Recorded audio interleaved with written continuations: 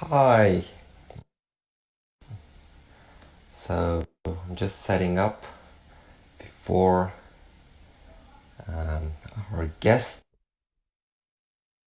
joins us. Jason Shen is our first guest today. So a warm welcome to you all. So welcome to our first Instagram live talk that we are doing from New York City. So I just got here last night. So I'm very excited to do this. Yes, here we go. Jason is just joining us now. I'm waiting for him to send me.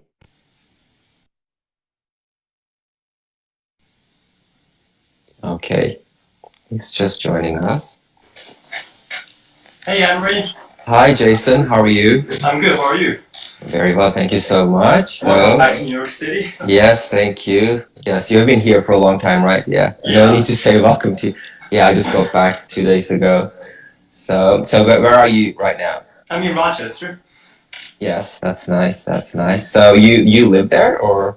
Yeah, because I work in the Rochester Philharmonic Orchestra. Okay. Yeah, and That's we're very planning nice. to have our season resume later in September.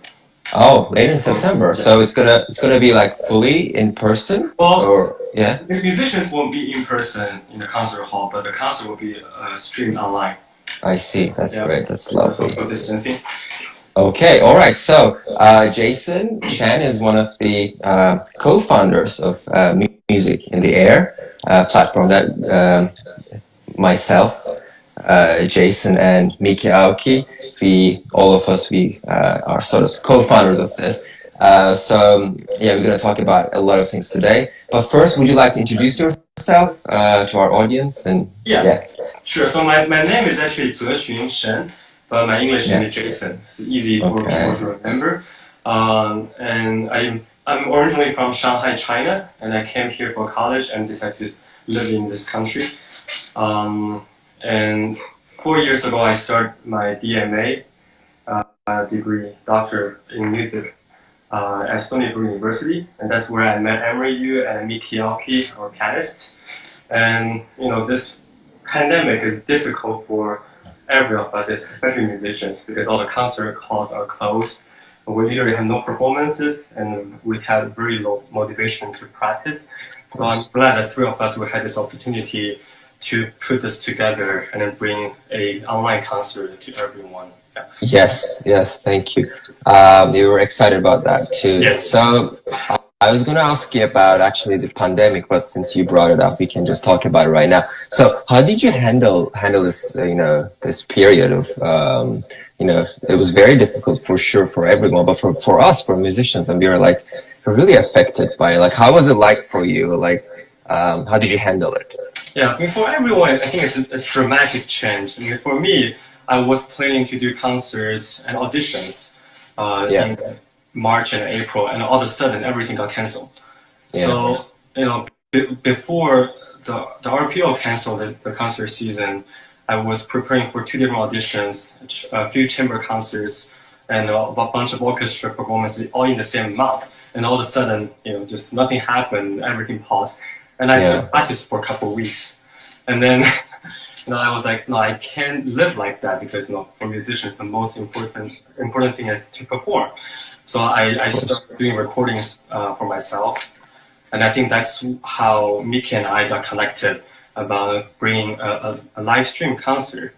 And then we realized that even bringing musicians together to play together is very difficult. So we chose the idea to pre-record the performance first and then stream that live.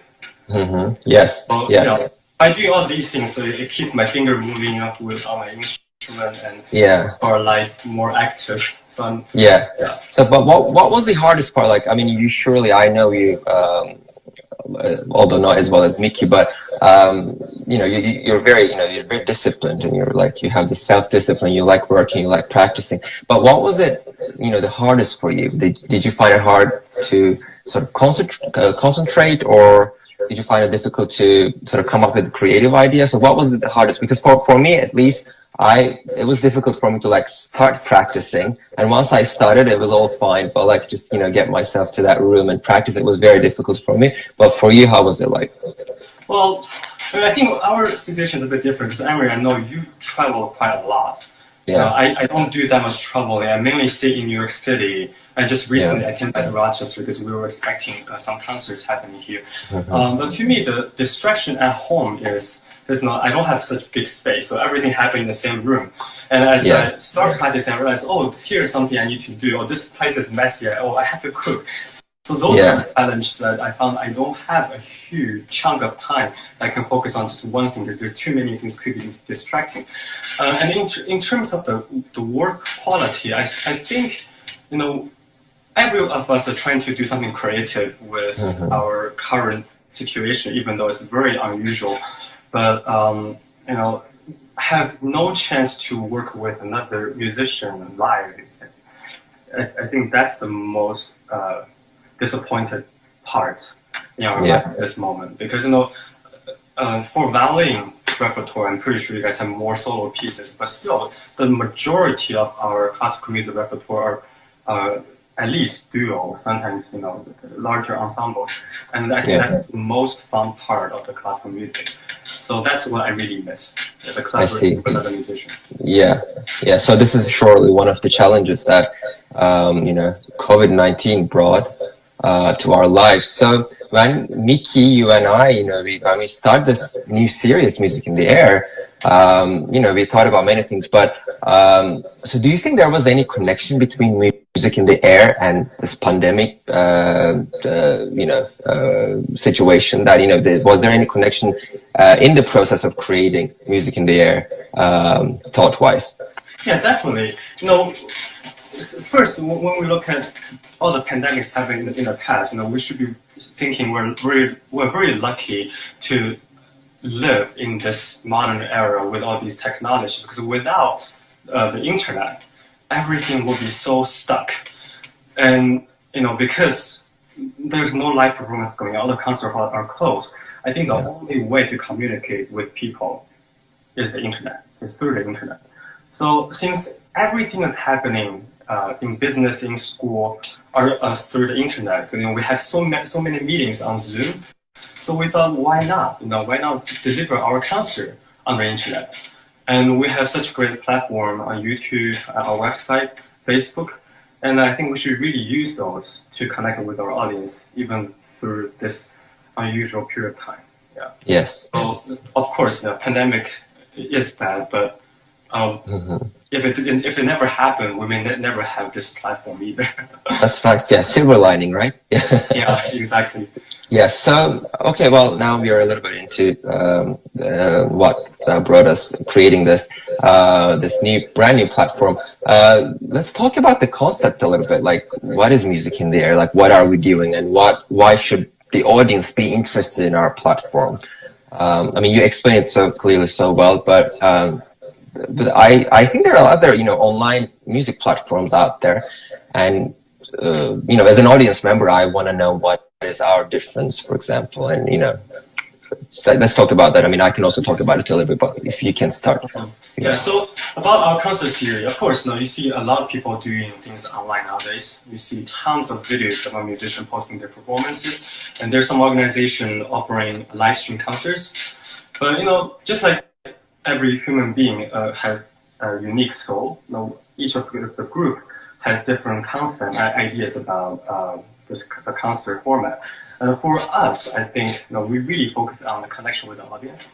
And Miki Aoki, she is such talented with programming. So each of our concerts, that's a really unique part. Each of our concerts has a theme, a story, and that will bring something really interesting to people. Not only the story, but how we connect the repertoire with the stories or historical events or current events. For instance, our first concert is named on Elegiac. The Elegiac is the name from the Rachmaninoff trio, but it's really in a reaction of how we feel through the pandemic. Yes, that's true. And in the concert, we bring our audience stories of those pieces, our connection with those repertoire, and they hear all these pieces under the structure of the thing. I think that's something unique about what we do. Yes. Also, like we are more interactive compared to the other ones online out there. Like, we are going to offer the question and answer session at the end of the concert, and before we're going to offer some like lecture pre-concert talk. So I think all these things are a little bit more friendly and more interactive. This way, I think people will feel more friendly, at least. Yeah, exactly. And one thing about the pre-concert talk, actually, we have discussed that maybe we can record the pre-concert talk and just stream online before the concert. But and after a few discussions, we really think it would be better if we invite audience to the Zoom to give the talk in person, even though they may not be able to communicate or ask questions or participate in the conversation. But I think that being present in front of the audience is very important. Yeah, so that's just another step we went forward. Yes, that's true. Okay, so I want to personally, from my experience working with both of you, Miki Aoki is going to join us in like exactly 20 minutes, I think. But specifically working with you, I mean, you have such amazing skills for recording and audio recording, video recording. I just want our audience to know about this. Like, how did you, come about knowing so much about, recording and all that stuff? Because I try to get to know about that stuff, but I'm so bad at it. So, yeah. Well, there are many different layers. To me, I never expect to do that. I always have interest to learn about recordings and editing, and I have seen a lot of people doing that in the past. But this is really the first time that I start trying on these things, and it's also related to the pandemic. In March, my orchestra, Rochester Field, the cello section, we decided to do a couple ensemble pieces, and because we are located at different places, so the only possible way to do it is the virtual recording. So that's when I first started doing that, literally in the end of March. And I'm not perfect, I'm not professional, and I got a lot of help from many of my colleagues. And it's really about have your eye open, really curious about all these things. And I think as a musician, especially musician nowadays, we really need to keep our eye open and make just all the possibility available in front of us. And I think our mission is not only perform anymore. We have to prepare the talks, communicating with our audience, also knowing about how to do the recordings, how to promote ourselves, how to live stream the concert. So I think it became part of our duty, almost. And another thing is just keep talking to colleagues, because at the beginning we didn't know which software we should use.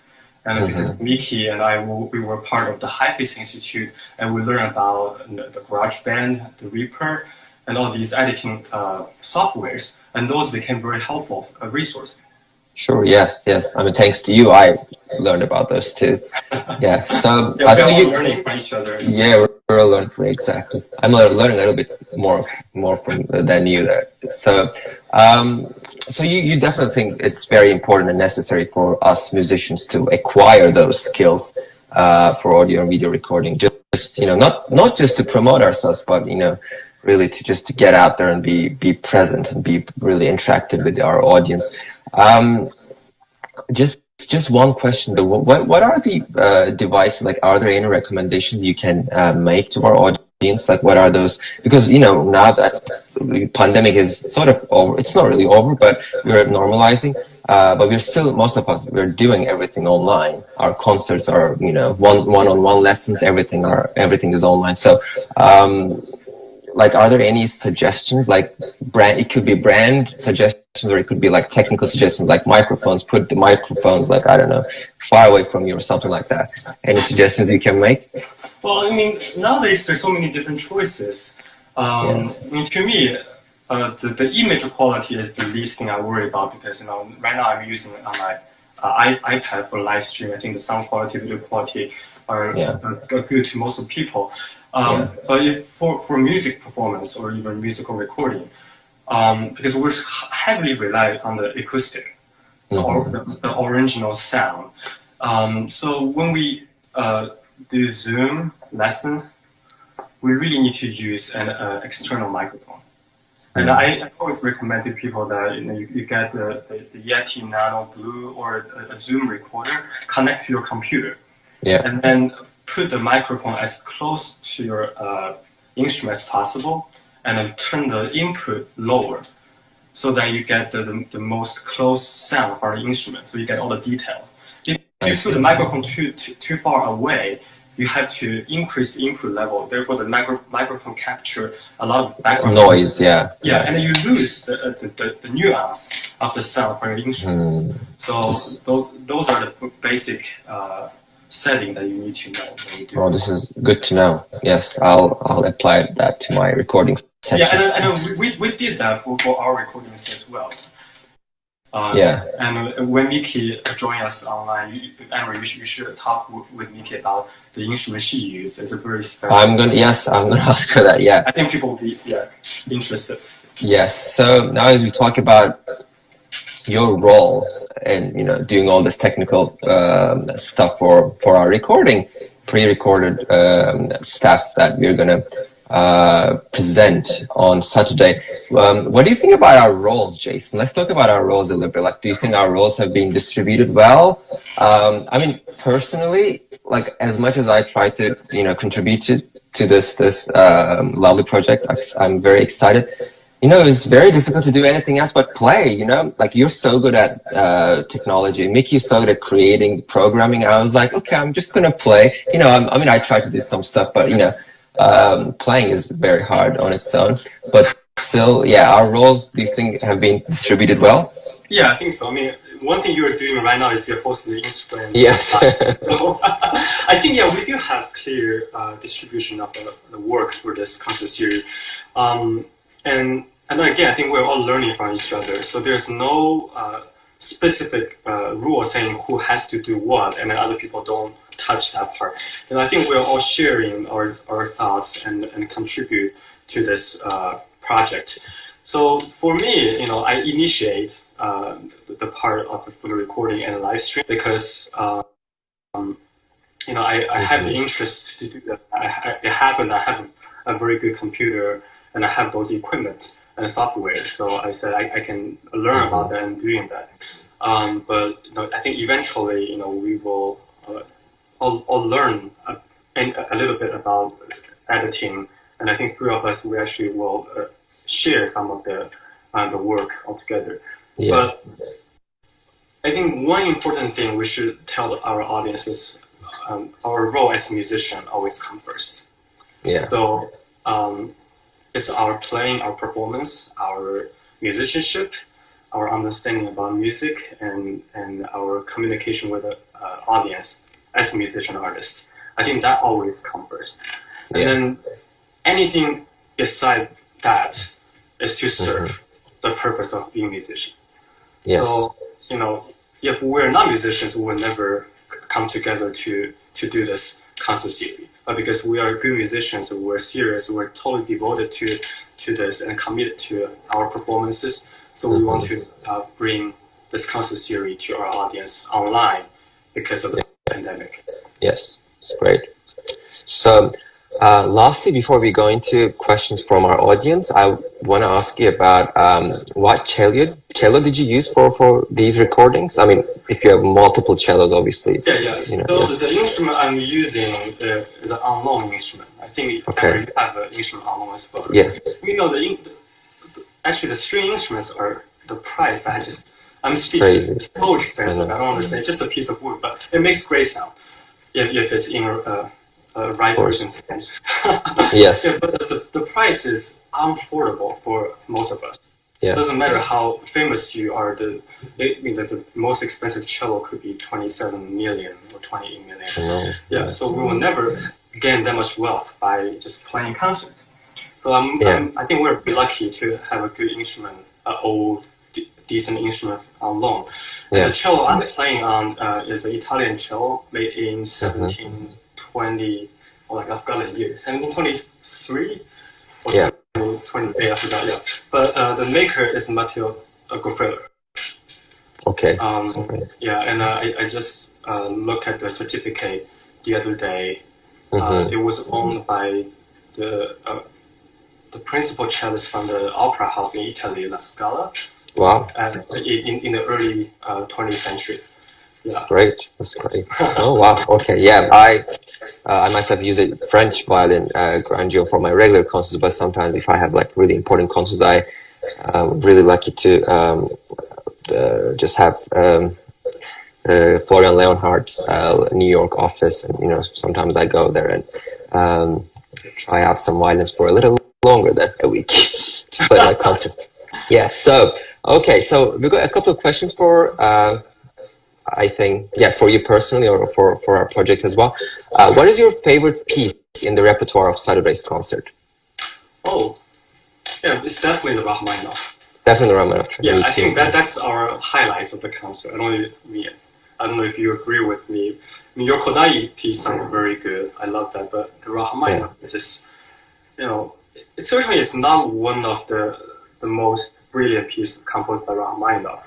But thinking about he wrote that when he was 18, I think. Yeah. And he finished that just in 4 weeks. I am 29. Just had my birthday in May. And, just compare myself with those great composers. They're definitely so talented. And also their experiences. I don't know why Rachmaninoff named the piece Trio Elegiac. Certainly the thing, a minor piece in G minor, and then it ended with a funeral march. Just thinking about how much a person needs to go through in their life to be able to feel some emotions goes that deep. That's really inspiring to every of us. Yeah. Sure, definitely, yeah. So we have two other questions. How did you decide to play together? I mean, us for this project? Well, yes. I mean, yeah, well, you can answer that question as well. Well, what do you think? I mean... No, I think separately we both sort of have played with Mickey in the past. But then all three of us, we, got together for this project. I think Music in the Air was the main cause of us playing together. But I think you played with Mickey separately, with Mickey, when I played with Mickey separately at a different project. So, but yeah, I think I don't know if you answered our audience members' question. Yeah, I mean, to me, the truth is, we knew each other from Stony Brook University. But we never played together, three of us, but we all played with Mickey. So both of us has come with Mickey, but the idea of bringing a concert online to the audience, I think it came across all three of us, and that's what united us together. And also, even before we met in person, that we all know each other's playing from the school. Of course. And we all know our personalities, not from conversations or life, but through music. Yeah. So we can just say, it's really the music and the ideas about music. Yeah. So we have another question. How can I join the concert? Should I buy a ticket or something like that? Thank you. Oh, yeah. So we create our website, and then if you visit our website, musicintheair.com, I think on the front page, you will find our concert information of August 22nd. And then you can go click on Learn More, and you will see the programs. And on the right side of the page, there's a bottom you can click to buy ticket. And the ticket is only $8. And then you can watch live on Saturday at 2 p.m. Eastern Time, or you can watch later. I mean, even the live stream and the playback feature is still available. And you can always access to the concert within the period after the live stream. Yes, that was one of the questions I was going to say, actually. After some audience members said afterward, would it be available? Yes. Yeah, and you can watch as many times as you want. If you really like the Rachmaninoff, you can go back and just watch that a couple of times. Yeah. Yes, exactly. So before I invite Miki Aoki into this live talk, I have one more question. Okay. I mean, I think it's both of us can contribute to the answer of this question, but we know how difficult it is. Just starting something new, just for a startup or just for non-profit organizations, for like anything really. Do we are we satisfied for the funding that we have, or are we looking for sponsorships in the future? Oh yeah, I mean, we definitely need support from our public. I mean, you're from Europe and I'm from China. And Nikki spent her majority of time in Europe as well. Each country has different situations. Like in China, everything is funded by the government, so that became relatively easy. And I think in Europe, a lot of orchestra and organizations are funded by government. But here, it's all supported by the public. Yeah. And we just started this month, and we spent a lot of time working on recordings, promoting ourselves, doing editings, come up with program ideas. But our funding, I mean, it is literally zero, right? So, and we cannot rely on ticket sales, because first we charge too much for the concert, and I think most people with the pandemic situation, they're not that flexible with their finance. So we prefer to offer a concert with a reasonable price, affordable price. So if people think our project is worth to the community, to the people in this country, or even people in Europe or in Asia, that they found this really interesting, they learn something from us, and they're inspired by what we do, then I encourage you to support us by donating through our website.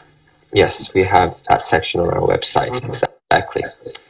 Okay, Jason, thank you so much for joining us and for all the lovely conversational, great information. And you are going to be with us on Saturday. So let's just say it out there. We have this online concert on Saturday, and Jason, a lovely cellist with all his talents, both playing and recording and audio recording and everything, will be with us. So thank you so much. And now we are going to have our lovely Miki Aoki in our chat. All right. Bye-bye. Thank you.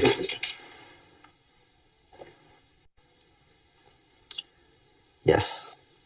So now...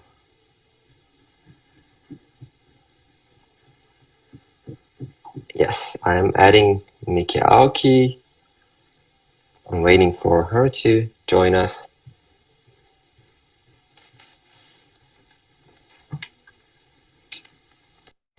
Yes.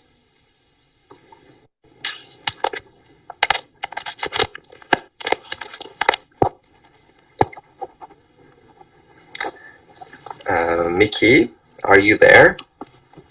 I think she's joining us through Musik in the Air Instagram account. So once she's here, I will accept her. But I think she's on the way. I think she is. I think we're having a little bit of trouble connecting her. Okay, I will connect her again. Let's see.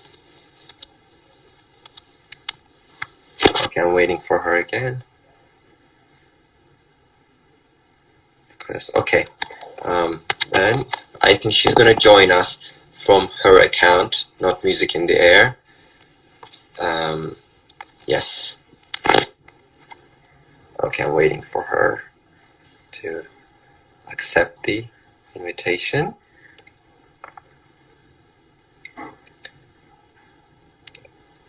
Yes.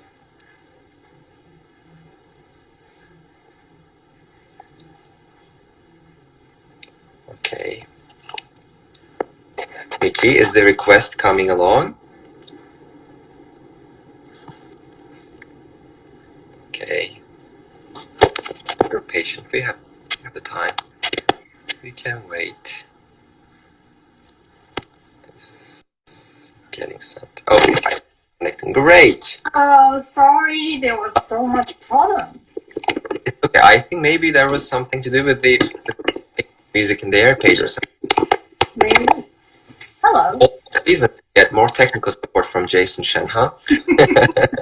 Yes, warm welcome to you. So we are at last in the same country, huh? Yes, welcome back. Yes. Okay. So you are in the city, right now, Manhattan.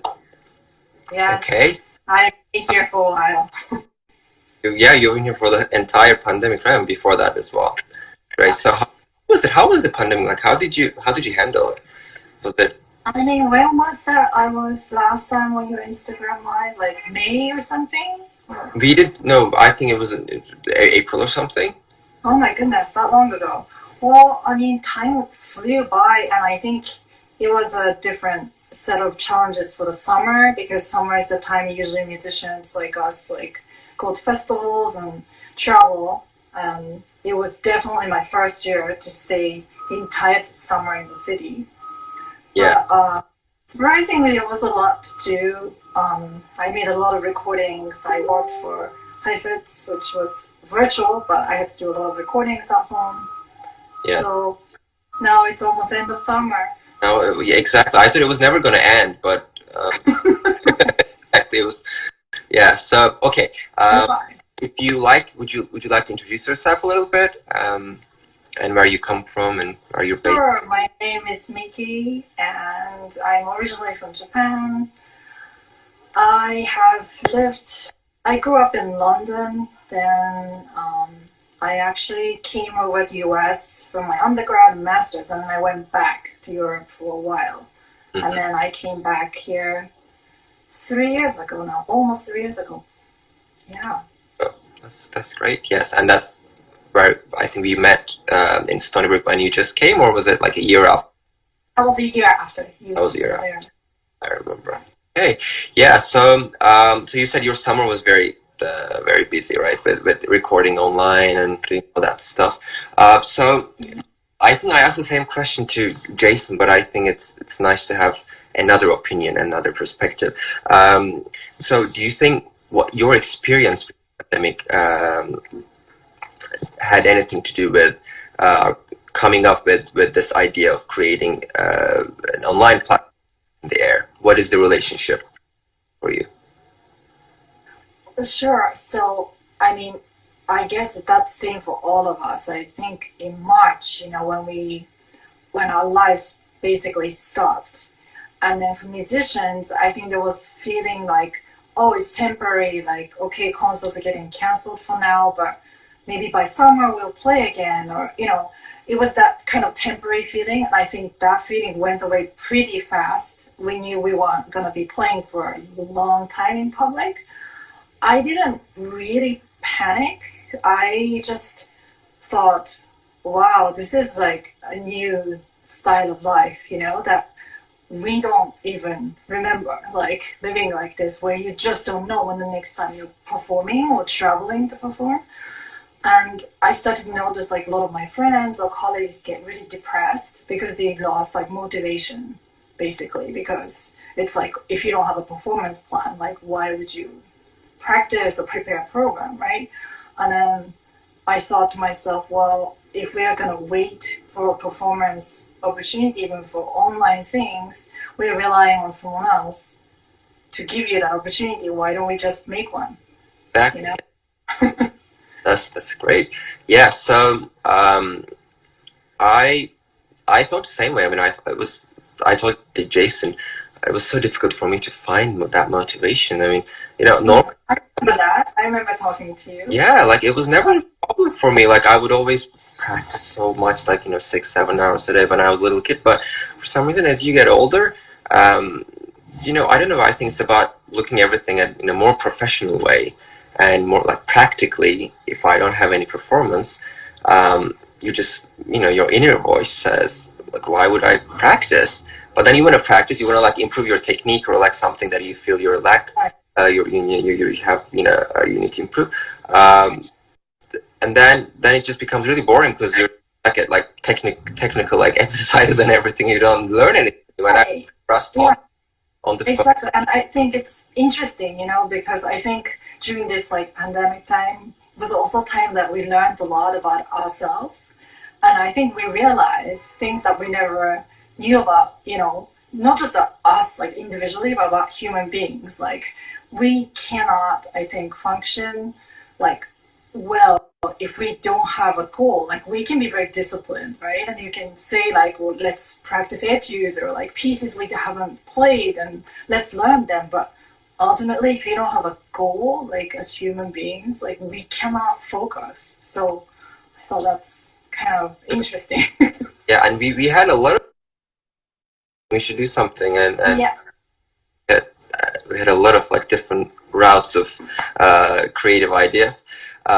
Okay, so I just want to talk about the concept, and I talked to Jason about this a little bit, but what is your opinion on why our audience should choose? Like, why would they be interested in us? Like, what do we offer that is different, in your opinion? I guess, we are aware that there's a lot of online platforms out there now, and there has been throughout the pandemic, people playing from their living rooms and all this.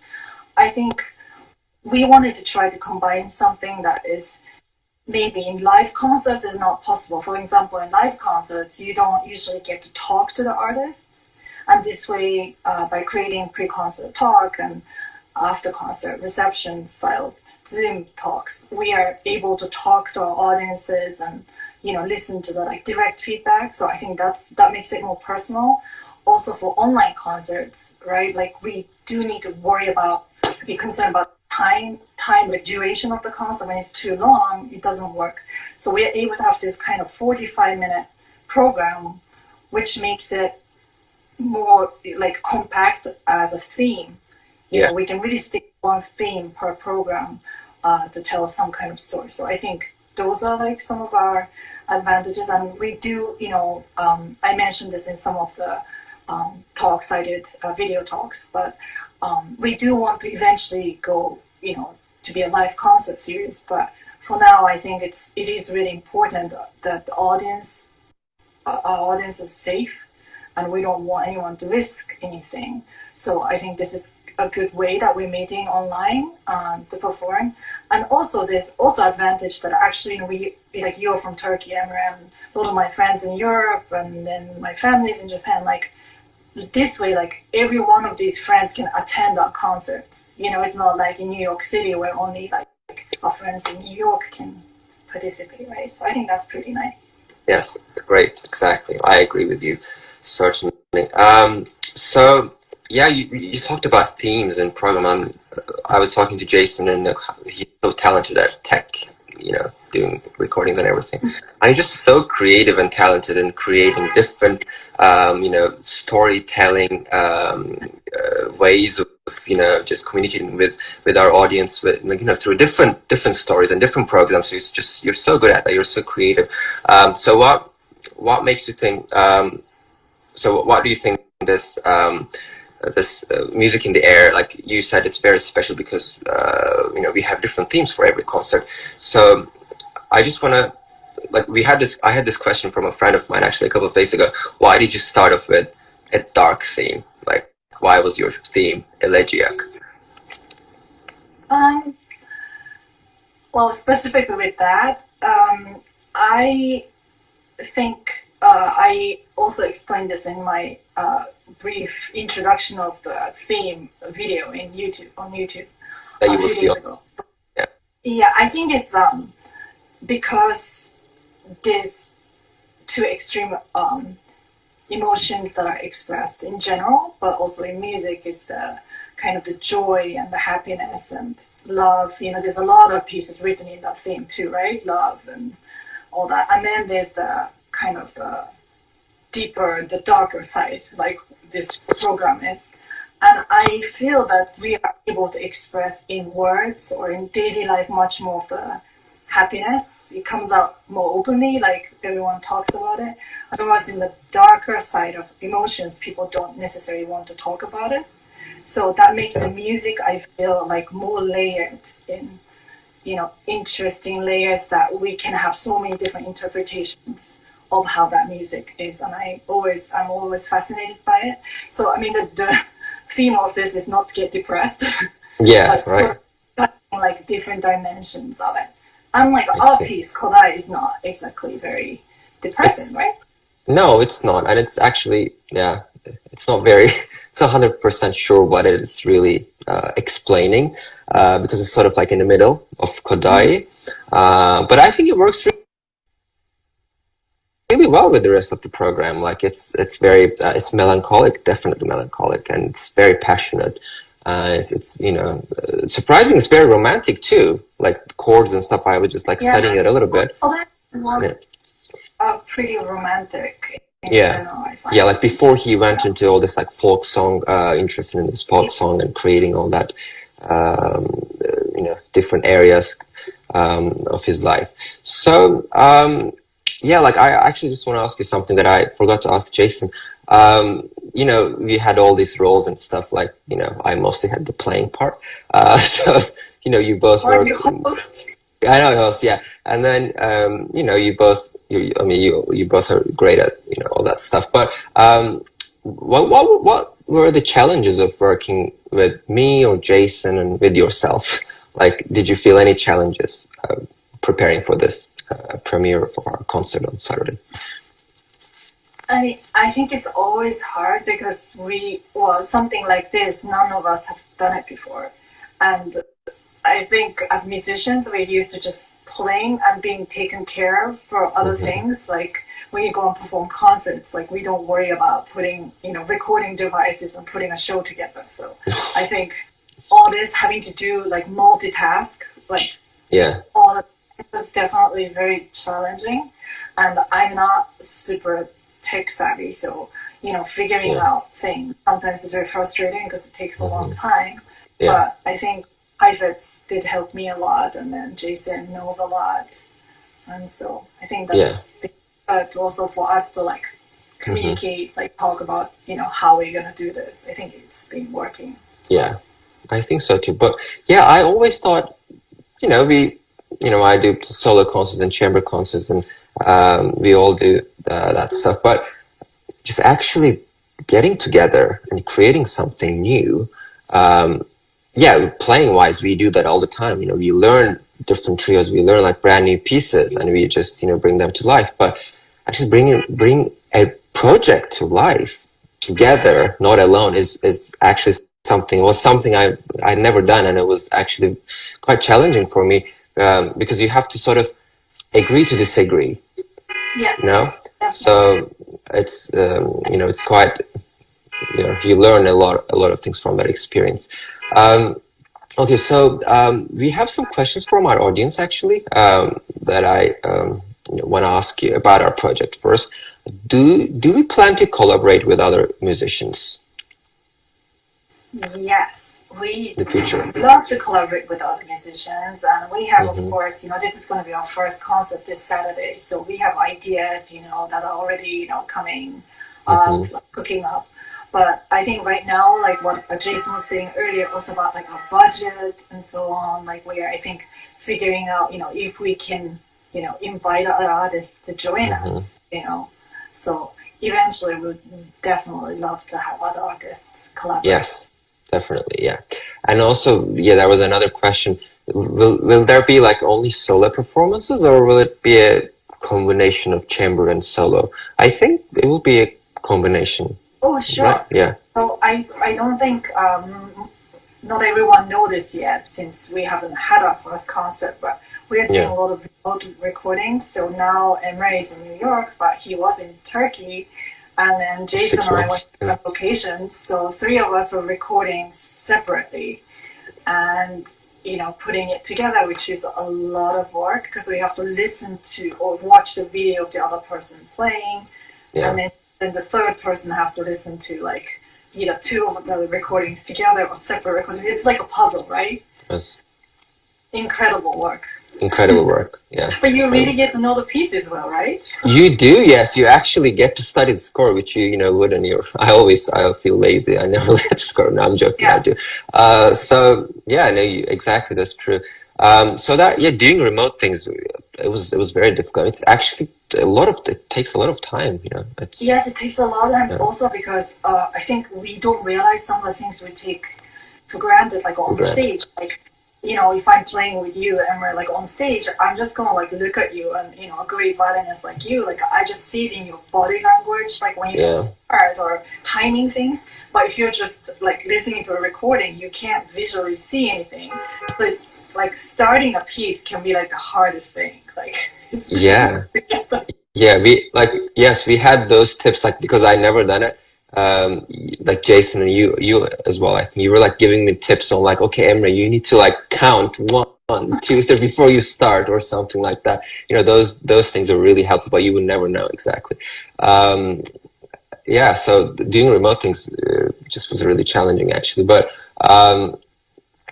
so yeah, we said there'll be combinations of these works, I think. But like the more people you put into at chamber work, I think the more challenging it gets. But I think up to 3, 4 people is doable, definitely. Whenever we will have the chance, I think obviously we're gonna it'll be record. amazing. Yeah. Yes, we're gonna record in person, and then put it out there for a live concert. But just doing it remotely is actually a little, and it limits the repertoire as well. Because it's difficult to do like a Brahms trio, for example, remotely. Yeah. But just in person, I think it'll be easier. We have a question. Interesting. What is your piano? What is my piano? Yeah. So, well, this piano is like actually really interesting because, well, first of all, I got this through Heifetz Institute before the institute started because I didn't actually have a piano here. Hmm. My piano is in Austria. So I had a keyboard, a very good keyboard here, but before the pandemic, I could play on acoustic pianos in the institutions I work at and everything, so I didn't really worry about it. But when I started being home and having to make recordings, and it was a little bit frustrating. So yes, Yeah.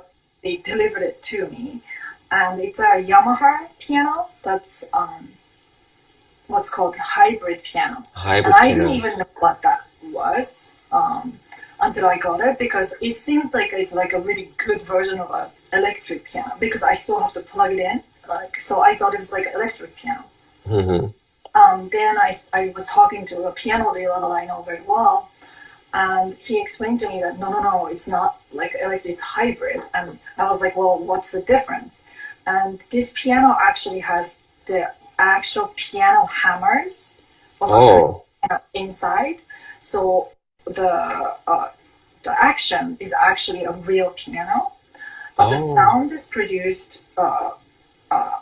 electrically, and it's reproducing the sound quality of grand pianos, the concert hall pianos. Yeah.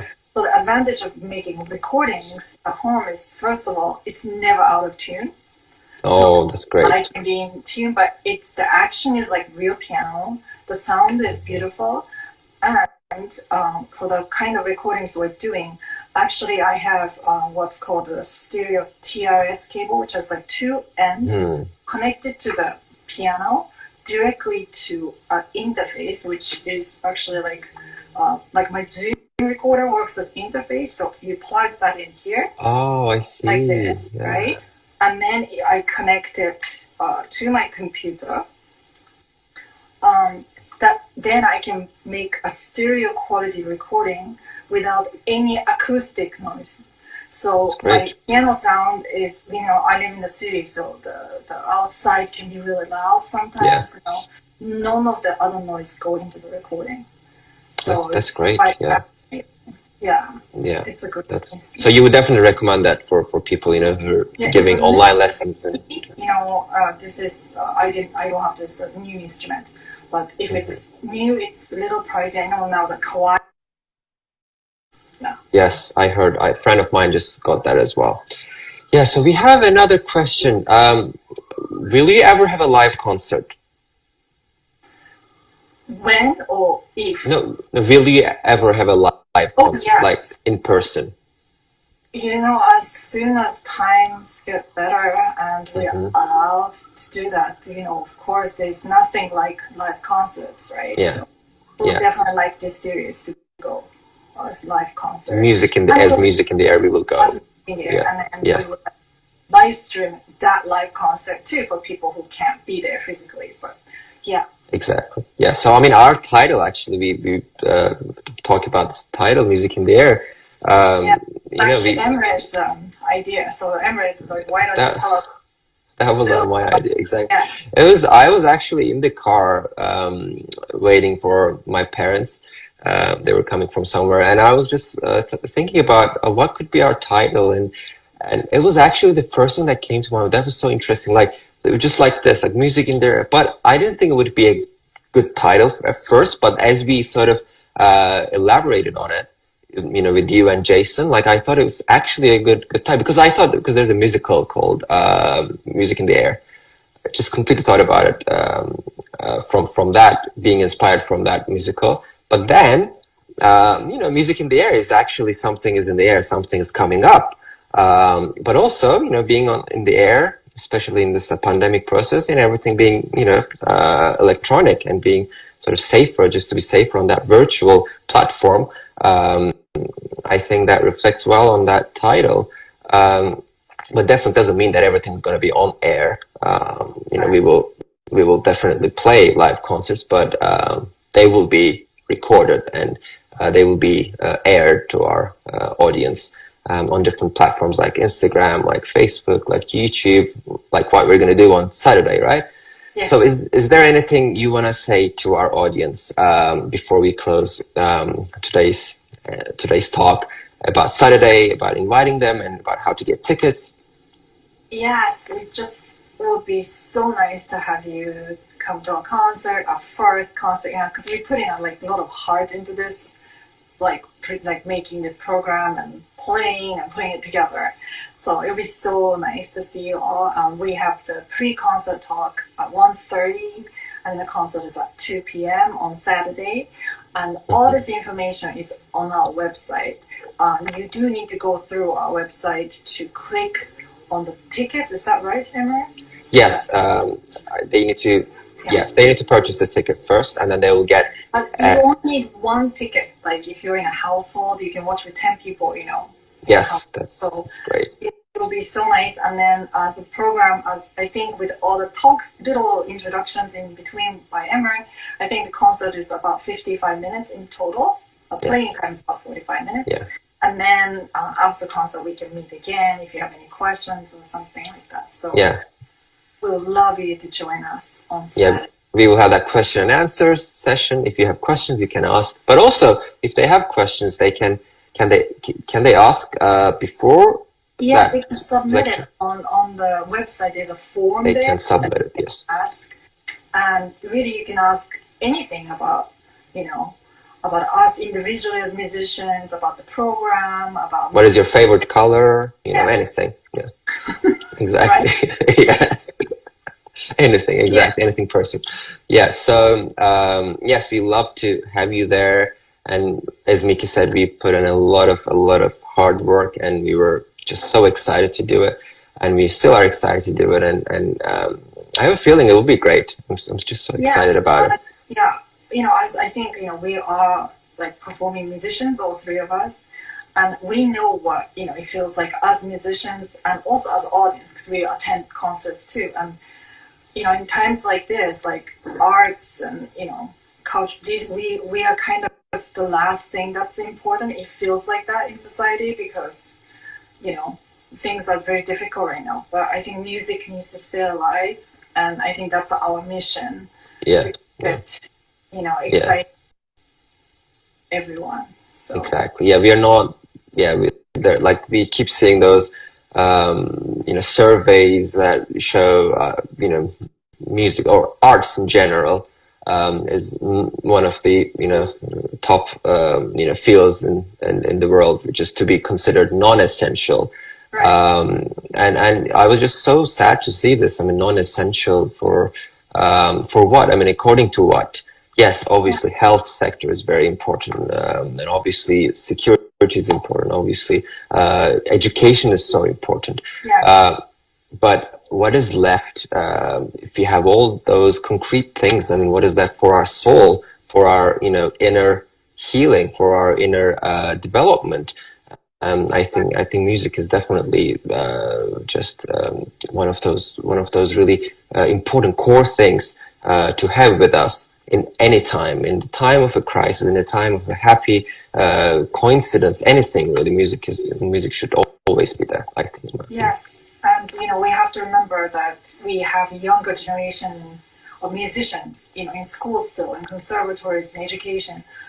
We have to give them hope, right? Yes. And let them just think, no, like there's no future. Why am I studying music? I think it's very important that we keep that hope alive. Exactly, right? exactly. And this is one of our missions as Music in the Air. So thank you so much, Miki, for being with us. Yes, so for our audience, we will be with you on Saturday on YouTube live. And